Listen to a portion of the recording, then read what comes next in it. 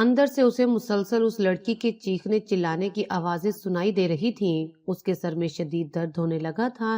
اس نے غصے سے چلاتے ہوئے کہا کہ اپنی بکواس بند کرو ورنہ تمہیں زندہ زمین کے اندر دفن کر دوں گا، اور یہ سب کچھ کرتے ہوئے مجھے ذرا بھی دکھ نہیں ہوگا، کیونکہ تم جیسی عورتیں اسی قابل ہی ہوتی ہیں۔ دوسری طرف یکدم ہی خاموشی چھا گئی۔ روحا کا پورا وجود خوف سے کانپ گیا تھا۔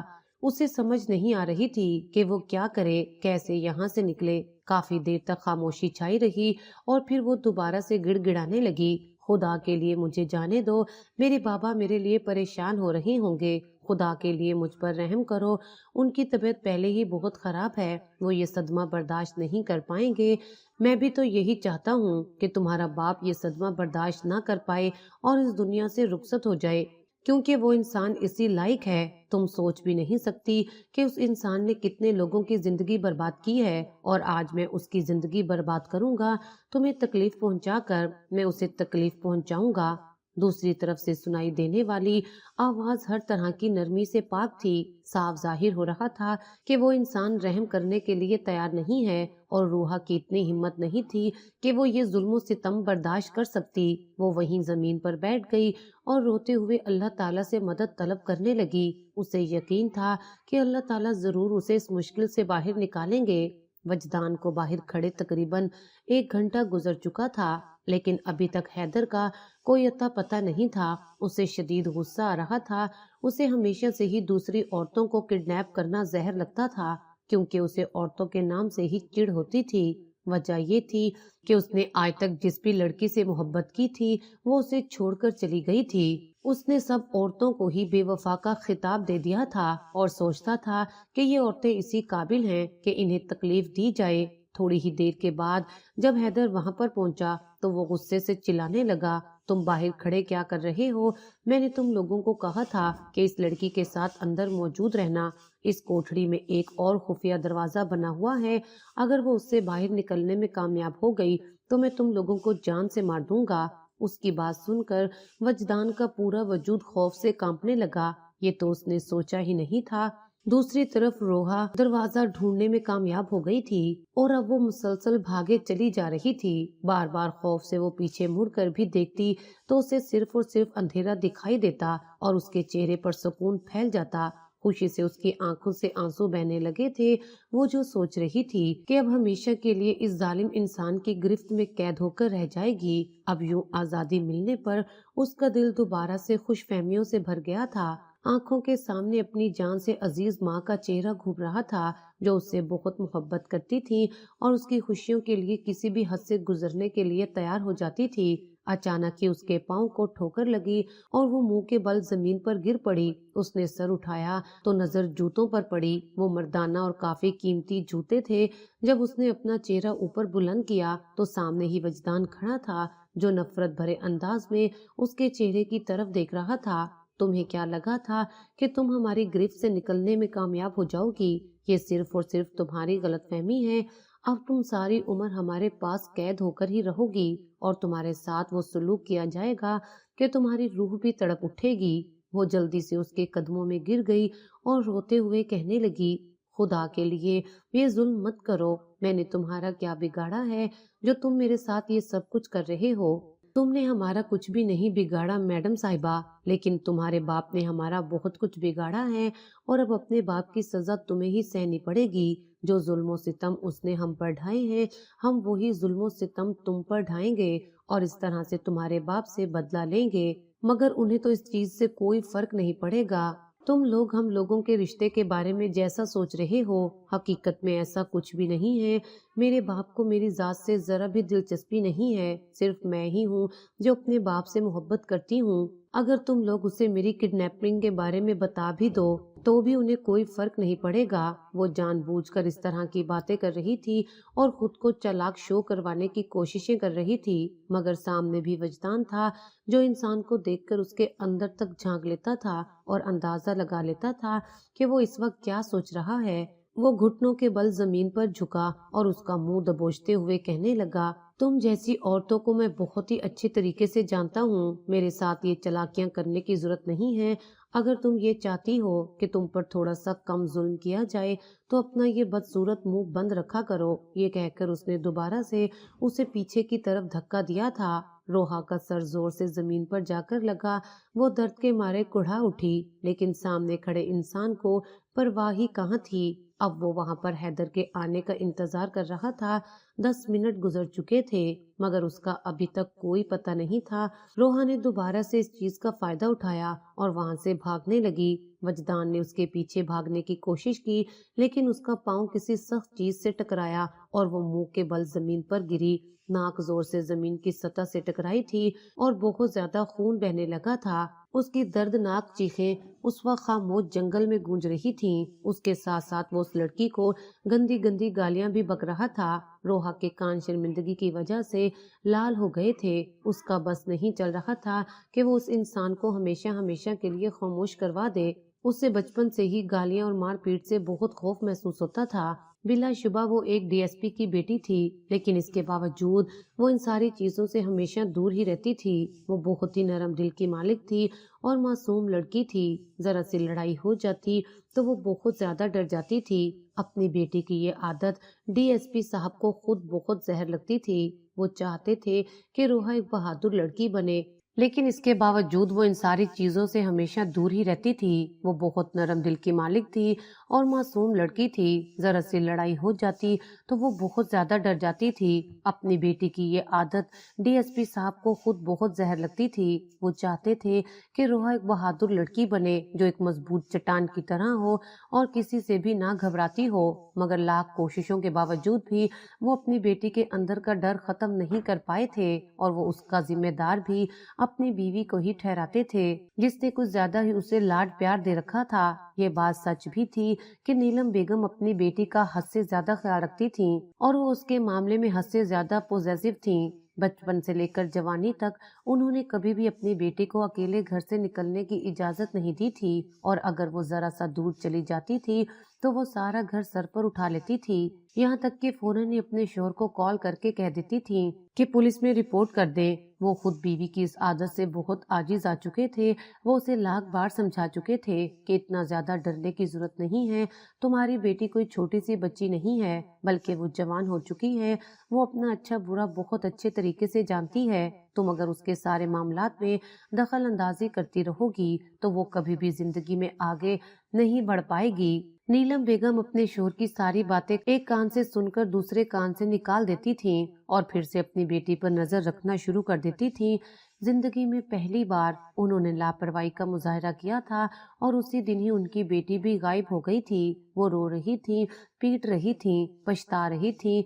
अब इसके अलावा उनके पास कोई दूसरा रास्ता भी नहीं था। डीएसपी साहब ने भी हर जगह तलाश कर लिया था मगर वो उन्हें कहीं भी नहीं मिल रही थी। ना जाने रोहा को जमीन खा गई थी या आसमान निकल गया था। वो अंदाजा नहीं लगा पा रहे थे।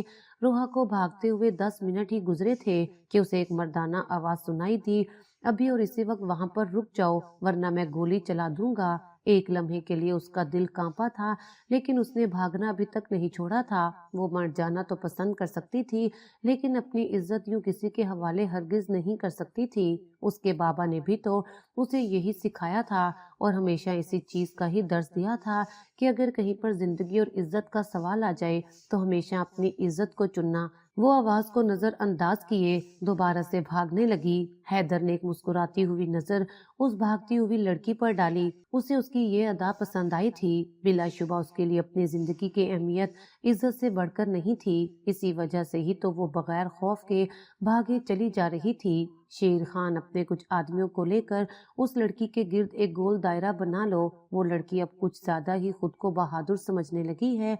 आओ जरा इसकी बहादुरी निकालते हैं। रोहा नहीं जानती थी कि ये पूरा जंगल ही उन लोगों के कब्जे में ही है اور اس جنگل میں جگہ جگہ حیدر کے لوگ جمع تھے. وہ جتنی مرضی کوششیں کیوں نہ کر لے وہ یہاں سے کبھی بھی نہیں نکل سکتی. یہاں پر جگہ جگہ جال بھی بچھے ہوئے تھے اور کنکر بھی پڑے ہوئے تھے. اس کا پاؤں دوبارہ سے پتھر سے ٹکرایا اور وہ منہ کے بل زمین پر گر پڑی. مگر اس کی خوش قسمتی یہ تھی کہ اس نے اپنے ہاتھ پہلے ہی زمین پر ٹکا لیے تھے، جس کی وجہ سے اس کا منہ زمین پر لگنے سے بچ گیا تھا، مگر اس کے ہاتھ بری طرح سے زخمی ہو گئے تھے. حیدر اس کے سر پر جا کر کھڑا ہو گیا اور اسے بازو سے پکڑ کر کھینچتے ہوئے بولا، تم خود کو کیا سمجھتی تھی؟ ابھی اس نے بات مکمل ہی نہیں کی تھی جب اس کی نظر روحا کے چہرے پر پڑی اور وہ اپنی بات ہی بھول گیا. چند لمحوں کے لیے تو اسے اپنی آنکھوں پر یقین ہی نہیں آیا تھا. روحا خوف زدہ نظروں سے اس خوبصورت انسان کو دیکھ رہی تھی جو بلا شبہ بہت حسین تھا اور وجاہت کا مجسمہ تھا، مگر وہ ایک ظالم درندہ تھا جس کے بارے میں اس نے بہت سارے لوگوں سے سن رکھا تھا اور آج اپنی آنکھوں سے اس کا ظلم و ستم دیکھ بھی لیا تھا. حیدر کو ایک دم خاموش ہوتا دیکھ کر اس کے آدمی بھی حیران ہو گئے. وہ ایک دوسرے کے چہرے کو دیکھنے لگے مگر کسی کے پاس کوئی جواب نہیں تھا. اگلے ہی لمحے حیدر شاہ نے اسے زور سے زمین پر دھکا دیا اور پنجوں کے بل اس کے قریب بیٹھتے ہوئے بولا، تمہیں اندازہ بھی ہے کہ یہاں سے فرار ہونے کی کوشش کر کے تم نے اپنی زندگی کی سب سے بڑی غلطی کر دی ہے. روحا نے اس کی بات کو مکمل طور پر نظر انداز کیا اور قریب پڑا پتھر اٹھا کر زور سے اس کے سر پر مارنا چاہا، مگر حیدر نے فوراً ہی اس کا بازو پکڑ کر پتھر دور پھینکتے ہوئے اس کی آنکھوں میں دیکھ کر مسکراتے ہوئے کہا، ارے جنگلی بلی، تم تو بہت ہی خطرناک ہو، مجھے تو تم سے محتاط رہنا پڑے گا. اگر وہ پھرتی کا مظاہرہ نہ کرتا تو وہ بلا شبہ پتھر سے اس کا سر کھول دیتی. خبیث انسان، چھوڑو مجھے، یہاں سے جانے دو ورنہ میں تمہارا منہ نوچ ڈالوں گی. وہ خود نہیں جانتی تھی کہ اس میں اتنی ہمت کہاں سے آئی. شاید جہاں پر عزت کا سوال ہو وہاں انسان کے اندر ہمت بھی پیدا ہو ہی جاتی ہے. اگر میں خبیث انسان ہوں پھر تو تمہارا باپ خبیثوں کا سردار ہوگا. خبردار، جو تم نے میرے بابا جانی کے بارے میں ایک بھی بات کہنے کی کوشش کی ورنہ میں تمہاری زبان کاٹ کر کتوں کو ڈال دوں گی. اب کی بار حیدر کا منہ حیرت سے کھلے کا کھلا رہ گیا تھا. وہ غصے سے اپنے آدمیوں کی طرف دیکھنے لگا اور ان سے پوچھنے لگا، تم میں سے کس شخص نے مجھے کہا تھا کہ یہ لڑکی بہت معصوم ہے اور اس میں تو زبان ہے ہی نہیں؟ تم لوگ دیکھ رہے ہو کہ کتنی غلط باتیں کر رہی ہے. آس پاس کھڑے سب آدمی ہی ایک دوسرے کے چہرے کو دیکھنے لگے. کوئی بھی اب اپنی غلطی ماننے کو تیار نہیں تھا. چلو یار، اس بارے میں تو بعد میں بات ہوگی، پہلے اسے لے کر پرانی حویلی چلنا ہے ورنہ اس کا باپ تھوڑی سی دیر کے بعد اسے تلاش کرتا ہوا یہاں تک پہنچائے گا. میں نے اسے اپنے موبائل سے کال کی تھی. مجھے یقین ہے کہ لوکیشن ٹریس کرنے میں اسے تقریباً 2 گھنٹے لگ ہی جائیں گے. تب تک ہم اسے لے کر ایک نئی جگہ پر شفٹ ہو جائیں گے. یہ کہہ کر اس نے دوبارہ سے اس کا بازو پکڑا اور اسے اپنے ساتھ لے کر چلنے لگا. وہ بار بار رک رہی تھی اور چلنے سے انکار کر رہی تھی. جب حیدر شاہ نے یہ دیکھا تو اس نے کسی کا بھی لحاظ کیے بغیر اسے اپنے بازو میں اٹھا لیا. چھوڑو مجھے، نیچے اتارو، تمہاری ہمت بھی کیسے ہوئی مجھے ہاتھ لگانے کی؟ وہ دوبارہ سے چیخنے چلانے لگی مگر اس بار کوئی بھی اس کی بات کو نہیں سن رہا تھا. حیدر شاہ یوں برتاؤ کر رہا تھا جیسے اسے کچھ سنائی ہی نہیں دے رہا ہو. اس نے روحا کے دونوں ہاتھوں کو بھی قابو کیا ہوا تھا جس کی وجہ سے وہ کوئی بھی حرکت نہیں کر پا رہی تھی. تکلیف اور بے بسی کی وجہ سے اس کی آنکھوں میں آنسو آ گئے تھے اور وہ پھوٹ پھوٹ کر رونے لگی. ایک نظر اس کے چہرے پر ڈالنے کے بعد وہ دوبارہ سے سامنے کی طرف دیکھنے لگا اور اسے کہنے لگا، اپنے آنسوؤں کو سنبھال کر رکھو کیونکہ اب آگے جا کر تمہیں ایسے ایسے حالات سے گزرنا پڑے گا جہاں پر صرف یہ آنسو ہی تمہارا سہارا بنیں گے. اس کے علاوہ کوئی بھی تمہارا دوست نہیں ہوگا. انتہائی بے دردی سے اس نے یہ بات کہی تھی. اس لڑکی کو دیکھ کر نہ جانے کتنے واقعات اور لمحات تھے جو اس کی نظروں کے سامنے گھوم گئے تھے. یہی تو وجہ تھی جو وہ اس سے سخت رویہ اختیار نہیں کر پا رہا تھا. وہ چاہ کر بھی اسے ڈانٹ نہیں پا رہا تھا اور نہ ہی اسے مار پا رہا تھا. اور اگر اس کی جگہ کوئی اور عورت ہوتی تو یقیناً وہ اسے زندہ زمین کے اندر دفن کر دیتا اور اس پر ذرا بھی شرمندگی محسوس نہیں کرتا. دراصل اس کا شمار ایسے لوگوں میں ہوتا تھا جو سزا دیتے وقت کسی کی جنس کو خاطر میں نہیں لاتے تھے. اگر کوئی عورت ہوتی تو اسے بھی ویسے ہی سزا دی جاتی تھی جس طرح کی سزا وہ مرد کے لیے تجویز کرتا تھا. اب ये आदत अच्छी थी या बुरी थी, उसे इस चीज से कोई फर्क नहीं पड़ता था। उसका काम सिर्फ और सिर्फ लोगों को उनके अंजाम तक पहुंचाना होता था। आखिर मैंने क्या किया है? कम से कम मुझे मेरी गलती तो बता ही दो। तुमने कुछ भी नहीं किया, सारा कसूर तुम्हारे बाप का है। तो तुम लोग मुझे क्यों सजा दे रहे हो? मेरे बाप को सजा दो। बेसाख्ता उसके मुंह से निकला तो हैदर मुस्कुरा दिया और उससे कहने लगा, क्या वाकई तुम चाहती हो कि तुम्हारे बाप को सजा दी जाए? थोड़ी देर पहले तो तुम अपने बाप के बारे में बड़ी फिक्रमंद हो रही थी कि वो बूढ़ा हो गया है, वो बीमार है, वो मेरी फिक्र करेगा, उसकी तबीयत खराब हो जाएगी, वगैरह वगैरह। अब तुम खुद ही हमें कह रही हो कि हम जाकर उसे सजा दें। उसकी बात पर चंद लम्हों के लिए वो खामोश हो गई। इससे पहले कि वो मजीद कुछ कह दी, हैदर दोबारा से बोल पड़ा, फिक्र मत करो, तुम्हें सजा देने का मतलब उसे सजा देना है। मुझे पता चला है कि वो तुमसे बेहद मोहब्बत करता है, तुम्हारे अंदर तो उसकी जान बसती है। तुम्हें हवेली लेकर जाऊंगा, वहां पर तुम्हारे साथ कुछ मजाकरात करने हैं, उसके बाद तुम्हें कुछ सजाएं देनी हैं, जिनकी वीडियो बनाकर मैंने तुम्हारे बाबा को सेंड करनी है। मुझे यकीन है कि अपनी बेटी को इस हालत में देखकर उन्हें बहुत खुशी महसूस होगी और वो हमारे मुतालबात भी जल्द अज जल्द पूरे कर लेंगे। तुम जैसे खबीस इंसानों की वजह से ही हमारा मुल्क तरक्की नहीं कर पा रहा है। तुम जैसे खबीस इंसान हर काम में रुकावट बनते हैं और मुल्क की साख बर्बाद करते हैं। मेरा बस चले तो तुम जैसे जलील कुत्तों को हमेशा हमेशा के लिए जहन्नुम भेज दूं। वो लड़की दोबारा से बोली तो अब की बार हैदर ने बुरा सा मुंह बनाते हुए कहा, तुम्हें पता है कि मैं कभी भी किसी की बकवास बर्दाश्त नहीं करता और इस बात की गवाही देने के लिए मेरे ये सारे आदमी मौजूद हैं। तुम्हारी ये सारी फजूल बातें मैं सिर्फ और सिर्फ इस वजह से बर्दाश्त कर रहा हूँ जिसके बारे में तुम्हें बाद में बता दिया जाएगा। फिलहाल के लिए खामोश हो जाओ वरना यही खाई में गिरा दूंगा। तुम जैसे इंसान के साथ जाने से बेहतर है कि यही खाई में गिरकर मर जाऊं। अभी उसने ये बात मुकम्मल ही नहीं की थी कि वो फौरन ही उसे उस तरफ लेकर चला गया। मौत को इतना करीब देखकर वो ऊंची ऊंची आवाज में चिल्लाने लगी और उसे पुकारने लगी कि वो उसे दोबारा से ऊपर खींचे, क्योंकि हैदर उसे खाई से नीचे लटका चुका था। उसने इंतहाई मजबूती से रोहा का हाथ पकड़ा हुआ था। अगर वो जरा से भी भूल चूक करता तो वो खाई में वाकई गिर जाती। रोहा ऊंची ऊंची आवाज में चिल्लाने लगी और उसे ऊपर खींचने के लिए कहने लगी। थोड़ी ही देर के बाद हैदर ने दोबारा से उसे ऊपर खींचा तो वो गहरे गहरे सांस लेने लगी। उसकी आंखों से तेजी से आंसू बह रहे थे। उसने बेयकीनी से हैदर के चेहरे की तरफ देखा और उसके सीने पर जोर से हाथ मारते हुए कहा, मैं सोच भी नहीं सकती कि तुम इस कदर जालिम इंसान हो सकते हो। अभी तुमने मेरा जुल्म देखा ही कहाँ है? अभी तो मैंने तुम्हें सिर्फ और सिर्फ एक छोटा सा ट्रेलर दिखाया है, पूरी फिल्म तो अभी बाकी है। चलो, तुम्हारी ये बहादुरी देखकर मुझे इतना तो अंदाजा हो ही गया है कि तुम अब कभी भी कोई बेवकूफ़ी नहीं करोगी, क्योंकि तुम्हारी हर बेवकूफ़ी के बदले तुम्हें इसी तरह की ही सज़ा दी जाएगी। मुझे मौत से डर नहीं लगता, मगर मुझे ऊंचाई से बहुत खौफ महसूस होता है और पानी से तो बहुत खौफियत होती है। बेदहानी में उसने ये बातें कर ही दी थी, मगर जल्दी ही उसे अपनी गलती का एहसास हुआ था। वो अपने दुश्मन को अपनी कमजोरियों के बारे में बता रही थी। अरे, ये तो तुमने बहुत ही अच्छी बातें बता दी हैं, इससे मुझे बहुत ज्यादा आसानी हो जाएगी। मैं तुम्हारा बहुत बहुत शुक्रगुजार हूँ। बहुत जल्दी मैं तुम्हारा ये एहसान भी चुका दूंगा। हैदर ने उसे दोबारा से बाजू में उठा लिया था, क्योंकि वो जानता था कि रास्ता लंबा है और ये छोटी सी लड़की बहुत जल्द थक भी जाती है। उसके अलावा भी वो उसकी बहुत सी आदतों के बारे में वाकिफ था, मगर वो फिलहाल उसे किसी भी किस्म की कोई हकीकत नहीं बताना चाहता था। इसी वजह से खामोशी से बस चलता चला जा रहा था। थोड़ी ही देर के बाद मेन रोड आ गया। उसने बहुत ही एहतियात से रोहा को गाड़ी में बिठाया और खुद ड्राइविंग सीट पर आकर बैठ गया। वो गाड़ी लॉक करना नहीं भूला था।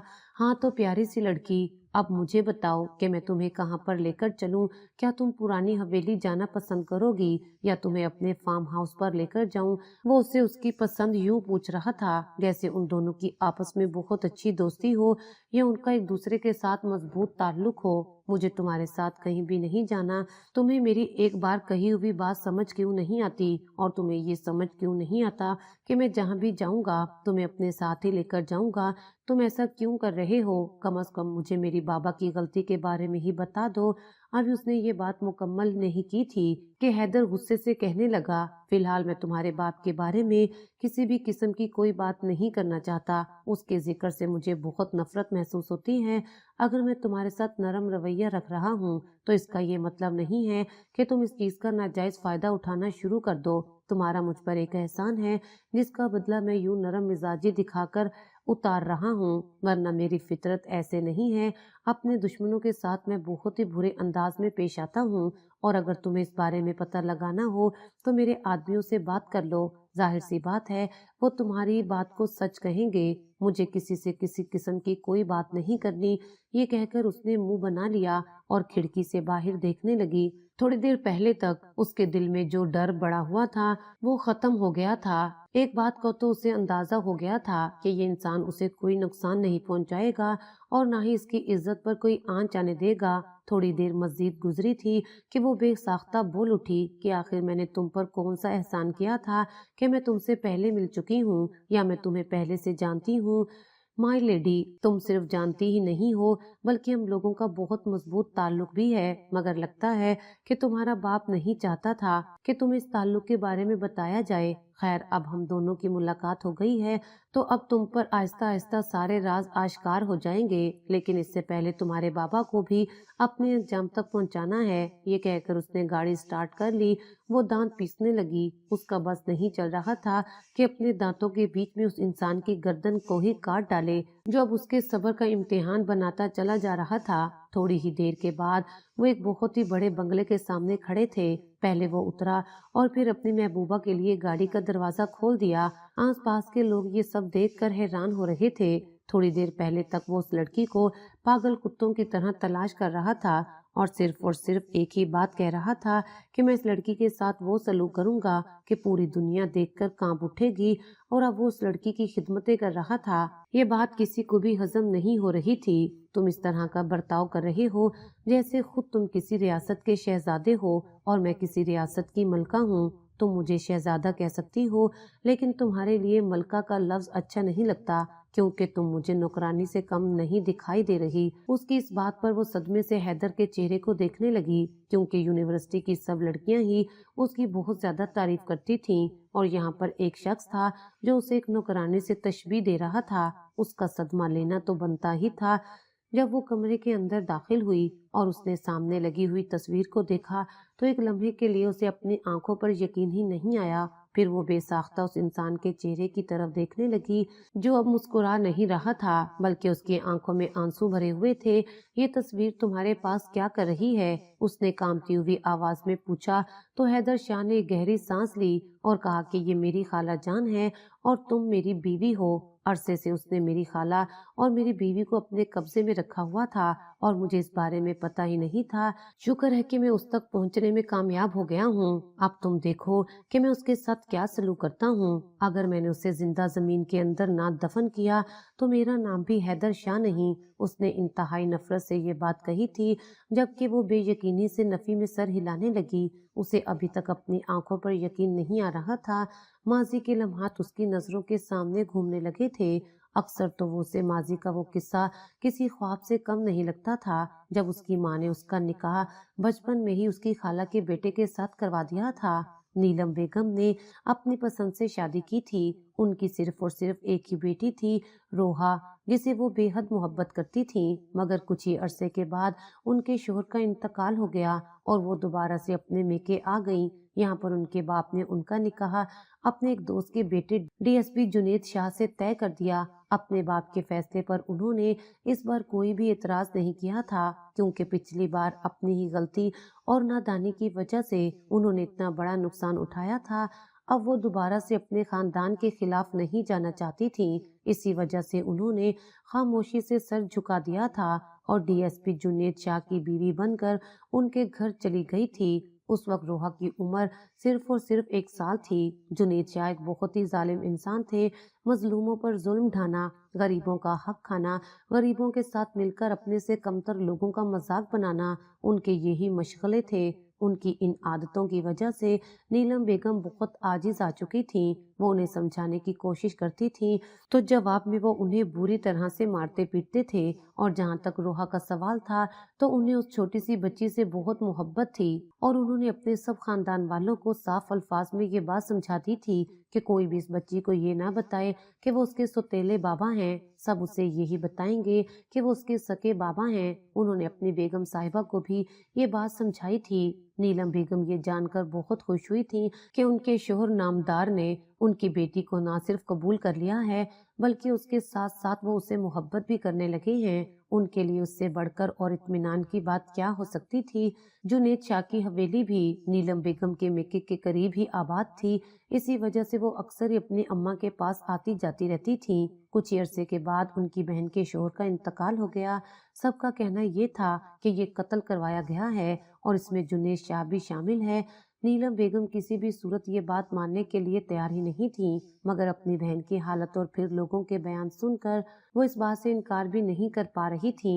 انہیں سمجھ نہیں آ رہا تھا کہ وہ کیا کریں۔ ایک رات انہوں نے اپنے شوہر سے جا کر جب اس بارے میں سوال کیا تو وہ ہتھے سے ہی اکھڑ گئے اور چلاتے ہوئے کہنے لگے کہ تم کیسے اپنے شوہر پر اس طرح کا الزام لگا سکتی ہو؟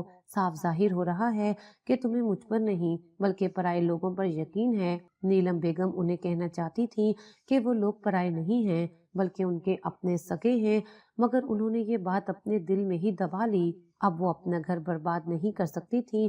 جہاں تک روحا کا سوال تھا تو وہ 6 سال کی ہو چکی تھی اور اپنے بابا جان سے بہت اٹیچ بھی تھی۔ نانو جان سے وہ سب سے زیادہ محبت کرتی تھی۔ ہر روز ہی وہ بھاگی ہوئی اپنی نانی جان کے پاس چلی جاتی تھی۔ ناصرہ بیگم بھی اپنی نواسی سے بہت پیار کرتی تھی۔ ان کی خواہش تھی کہ وہ اپنی نواسی کی شادی اپنے بھانجے حیدر شاہ سے طے کر دیں، مگر اب سوال یہ پیدا ہوتا تھا کہ حیدر شاہ کے والد کو جنید شاہ نے مروایا تھا، مگر یہ بات ابھی ثابت بھی نہیں ہوئی تھی۔ جہاں تک علیزہ بیگم کا سوال تھا تو وہ 100% پر یقین تھی کہ یہ کام جنید شاہ کا ہی ہے، اسی نے ہی ان کے شوہر کو جان سے مروایا ہے، کیونکہ وہ بہت بڑے سیاستدان بن گئے تھے اور اس بار الیکشن میں بھی کھڑے ہونے والے تھے۔ ان کی مخالفت میں بہت سی پارٹیز تھیں جو ان کو نیچا دکھانا چاہتی تھیں۔ جب وہ انہیں گرا نہ پائیں تو انہوں نے انہیں جان سے ہی مار دیا۔ ناصرہ بیگم نے اس کے باوجود بھی حیدر شاہ کا نکاح اپنی چھوٹی سی نواسے کے ساتھ طے کر دیا۔ اس وقت ان کے نواسے کی عمر بھی 8 سال تھی۔ اسے ان ساری باتوں سے مکمل طور پر انجان رکھا گیا تھا اور اسے یہی بتایا گیا تھا کہ اس کے بابا کی موت ایک حادثے میں ہوئی ہے، کسی نے بھی انہیں جان سے نہیں مارا۔ جہاں تک جنید شاہ کا سوال تھا تو وہ اپنی بیوی اور بیٹی کے ساتھ دوسرے شہر شفٹ ہو گئے تھے اور ساتھ نیلم بیگم کو بھی سمجھا دیا تھا کہ تمہیں اپنے میکے جانے کی بھی کوئی ضرورت نہیں ہے، اور جہاں تک روحا کا سوال ہے اس کے ذہن سے بھی اپنی نانی کے گھر کا خیال نکال دو۔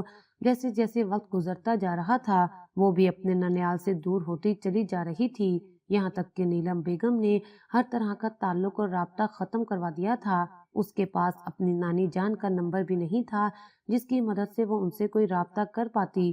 دوسری طرف حیدر شاہ نہ صرف ایک بہت بڑا غنڈہ تھا بلکہ اس کے ساتھ ایک بہت بڑا بزنس مین تھا۔ دن کے وقت وہ مختلف کمپنیز کے ساتھ ڈیل کرتا تھا اور رات کے وقت وہ مجرموں کو ان کی اوقات یاد دلاتا تھا۔ جیسے جیسے وقت گزرتا چلا جا رہا تھا وہ پولیس کا بھی سہارا بنتا چلا جا رہا تھا۔ کچھ ہی عرصے بعد اسے پتہ چلا کہ جنید شاہ نامی ایک ڈی ایس پی نے لڑکیوں بھرا ٹرک دوسرے ملک سمگل کیا ہے۔ یہ خبر سن کر اس کا بس نہیں چل رہا تھا کہ وہ جنید شاہ نامی ڈی ایس پی کا کام تمام کر دے۔ وہ اس وقت کچھ بھی نہیں جاننا چاہتا تھا کہ اس کی خالہ کا شوہر ہے یا وہ اس کی منکوہہ کا باپ ہے۔ اسے تو اتنا پتا تھا کہ جس لڑکی کے ساتھ اس کا بچپن میں نکاح کیا گیا تھا وہ لڑکی جس انسان کی بیٹی تھی اسی انسان نے اس کے باپ کو جان سے مارا تھا، مگر جس دن اس نے روحا کو دیکھا اس دن ساری حقیقت اس پر آشکار ہو گئی تھی اور اس کی غلط فہمی بھی دور ہو گئی۔ یعنی جنید شاہ ایک ہی آدمی تھا جو لڑکیوں کو سمگل بھی کرتا تھا اور جس نے اس کے باپ کو بھی جان سے مارا تھا۔ اب اس کا ہدف صرف اور صرف وہ انسان رہ گیا تھا اور اسے یہ بھی اندازہ ہو گیا تھا کہ وہ روحا کو تکلیف پہنچانے کا کوئی فائدہ نہیں ہے۔ اسے تکلیف پہنچانے کا مطلب یہ ہے کہ اپنی ذات کو تکلیف دینا۔ جہاں تک روحا کا سوال تھا تو اسے بھی وہ زندہ یاد تھا، وہ اسے کبھی بھی نہیں بھولی تھی۔ मगर उसने अपनी माँ से कभी इस बारे में कोई सवाल भी नहीं किया था। कभी शर्म आड़े आ जाती थी तो कभी खुद ही खौफजदा हो जाती थी। आज जब हैदर शाह ने उसे अपने निकाह की वो तस्वीर दिखाई तो उसके लबों पर मुस्कुराहट फैल गई और उसकी आंखों में आंसू आ गए। उसने पलटकर उस शख्स के चेहरे की तरफ देखा और मुस्कुराते हुए कहा, तो क्या वो सब एक ड्रामा था? तो क्या तुम मुझे एक सरप्राइज देना चाहते थे? जवाब में वो नफी में सर हिलाने लगा और बोला कि वो ड्रामा नहीं था, वो हकीकत ही थी। मैं नहीं जानता था कि जिस जुनैद शाह को मैं पकड़ रहा हूँ वो तुम्हारा सौतेला बाप है। अगर मुझे पहले इस बारे में पता चल जाता तो मैं कभी भी तुम्हें जहमत में ना पहुंचाता, बल्कि सिर्फ और सिर्फ उसी से ही बदला लेता। लेकिन अब तुम फिक्र मत करो, तुम्हारे साथ किसी भी किस्म का जुल्म नहीं किया जाएगा। तुम मेरी बीवी हो, मैं तुम्हारी बहुत इज्जत करता हूँ और तुमसे बहुत मोहब्बत करता हूँ। माजी में जो कुछ भी हुआ मैं उसे कभी भी नहीं भूल पाया। तुम हमेशा से ही मेरे दिल में रही हो। उस वक्त रोहा को भी ये पता चला था कि वो उसका सौतेला बाप है, क्योंकि जुनैद साहब ने खुद ही ये बात उससे और सारी दुनिया से छुपा कर रखी हुई थी, ताकि सब उसे उनकी सकी बेटी समझे। और अगर कोई दुश्मन उनसे बदला लेकर उनकी बेटी को इस्तेमाल करना भी चाहे तब भी उन्हें कोई फर्क ना पड़े। उसे हवेली के अंदर छोड़ने के बाद वो तेजी से घर से बाहर निकल गया। अभी उसने 2 कदम ही आगे बढ़ाए थे कि उसके मोबाइल पर कॉल आ गई और उसने फोन उठाया तो दूसरी तरफ से जुनैद शाह की मुस्कुराती हुई आवाज उसके कानों में पड़ी। अरे तुम मुझ तक पहुंच ही गए हो, मैं भी तुम्हारी खाला जान तक पहुंच चुका हूँ।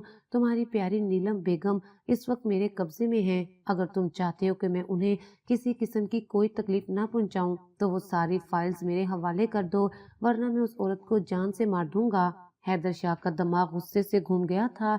उसका बस नहीं चल रहा था कि वो इस इंसान को हमेशा हमेशा के लिए इस दुनिया से रुखसत कर दे। वो गुस्से से चिल्लाते हुए कहने लगा, अगर तुमने मेरी खाला जान को हाथ लगाने की कोशिश की तो मैं तुम्हारे हाथ काट दूंगा। तुम मेरा कुछ भी नहीं बिगाड़ सकते बरखुरदार। तुमने जो केस की फाइल अपने पास रखी हुई है, बस उस फाइल को आग लगा दो या उसे मेरे हवाले कर दो। मैं तुमसे वादा करता हूँ कि मैं तुम्हारी उस खाला को भी तुम्हारे हवाले कर दूंगा। इतने अरसे से मैंने सिर्फ और सिर्फ इसी वजह से उसे बर्दाश्त किया हुआ था, क्योंकि मैं जानता था कि बाद में ये मेरे काम आएगी। और जहाँ तक तुम्हारे बाबा जान को जान से मारने का सवाल है तो वो भी मैंने ही किया था, क्योंकि वो कुछ ज्यादा ही मेरे मामलात में दखल अंदाजी कर रहा था और कुछ ज्यादा ही ईमानदारी का मुजाहिरा कर रहा था। उसने भी इसी तरह से ही मेरे खिलाफ केस करने की कोशिश की थी, लेकिन देखो अब वो मट्टी के नीचे सो रहा है। और अगर तुम चाहते हो कि तुम्हारे साथ वो सब कुछ ना हो तो जो कुछ मैं कह रहा हूँ वो करो। हैदर शाह अपनी मंगेतर को तो हासिल करने में कामयाब हो गया था, अब उसे किसी तरह से अपनी खाला को बचाना था। उसका दिमाग तेजी से हरकत कर रहा था, वो बातों को जानबूझकर बढ़ा रहा था। उसके साथ साथ उसने अपने कुछ आदमियों को भी कहा था कि वो लोकेशन ट्रेस करना शुरू कर दे। और फिर तकरीबन 15 मिनट की ड्राइविंग के बाद वो उस आदमी के अड्डे पर पहुंच गया जो खुद को एक बहुत बड़ा और जाना माना डीएसपी मानता था, लेकिन अपनी नादानी और फजूल के जज्बे की वजह से पकड़ा गया था। अपनी खाला को उसकी गिरफ्त से आजाद करने के बाद वो वापस पुरानी हवेली लेकर आ गया। जहाँ तक जुनैद साहब का सवाल था तो उन्हें भी सजा हो गई थी। नीलम बेगम इतने अरसे के बाद अपनी माँ से मिलकर बहुत ज्यादा खुश थी। जहाँ तक रोहा का सवाल था तो वो थोड़ी सी डरी सहमी हुई थी और अफसुर्दा भी थी। जिस शख्स को इतने अरसे से वो अपना बाप मानती आई थी और जिसको अपना आइडियल समझती रही थी, वो एक नंबर का जलील इंसान था। ये जानने के बाद उसे बहुत तकलीफ हो रही थी। शाम का वक्त था, वो बाहर बैठी हुई थी जब हैदर शाह छोटे छोटे कदम उठाता हुआ उसके पास गया। उसने अपना सर रोहा की गोद में रख दिया। वो पीछे होने ही लगी थी कि वो जल्दी से बोल पड़ा, हम दोनों का निकाह हो चुका है, तुम मेरी बीवी हो, इसलिए घबराने या डरने की जरूरत नहीं है। हम दोनों ही एक दूसरे के लिए महरम हैं। बेहतर यही है कि खामोशी से यहाँ पर बैठी रहो, मेरे बालों में उंगलियां फेरो। उसे एक नया हुक्म सुनाई दिया, मैं ऐसा नहीं करूंगी, मैं तुमसे नाराज हूँ। रोहा ने मुंह बनाते हुए जवाब दिया तो वो हैरत से उसके चेहरे को देखने लगा। नाराज तो मुझे तुमसे होना चाहिए, तुम्हारी नाराज होने की वजह। रोहा ने उसे वो वाकया दोबारा से याद करवाया जब वो अपनी यूनिवर्सिटी से बाहर निकल रही थी, जहाँ पर उसके कुछ आदमी खड़े थे जो उसे जबरदस्ती अपने साथ खींच कर ले गए थे। तब उसका सर जोर से गाड़ी के साथ टकराया था, उसे उस वक्त तकलीफ पहुंची थी। उसके बाद उन्होंने उसे 2 दिन तक वहां पर भूखा रखा था और फिर उन्होंने तकरीबन उसे 2 घंटे भगाया भी था। جب روحا نے یہ ساری غلطیاں گنی تو وہ بے ساختہ مسکرا دیا اور اس کے ہاتھ پکڑتے ہوئے کہنے لگا، تمہارے ساتھ جو کچھ بھی ہوا میں اس پر بہت زیادہ شرمندہ ہوں۔ تم مجھے اس کے لیے کوئی بھی سزا سنا دو، مجھے قبول ہوگی، لیکن کم از کم یوں ناراضگی کا اظہار نہ کرو۔ اتنے عرصے کے بعد میں نے تمہیں حاصل کیا ہے، اب تمہیں دوبارہ سے نہیں کھونا چاہتا اور نہ ہی تم سے جدائی اختیار کرنے کا ارادہ ہے۔ تم سوچ بھی نہیں سکتی کہ بچپن سے ہی میں تمہارے خواب دیکھ رہا ہوں اور تمہیں پانے کی کوششوں میں لگا ہوں۔ پہلے گھر والوں نے مجھے جنید شاہ کی حقیقت کے بارے میں نہیں بتایا، ورنہ میں فوراً ہی تم لوگوں کو تلاش کر لیتا، لیکن خیر اب سب کچھ ٹھیک ہو گیا ہے۔ میں اپنے رب کا جتنا بھی شکر ادا کروں کم ہے کہ جس نے مجھے میری بیوی سے ملا دیا۔ اس کی بات سن کر وہ بھی کھل کر مسکرا دی اور پھر تقریباً ایک ہفتے کے بعد دونوں کی دھوم دھام سے شادی ہو گئی۔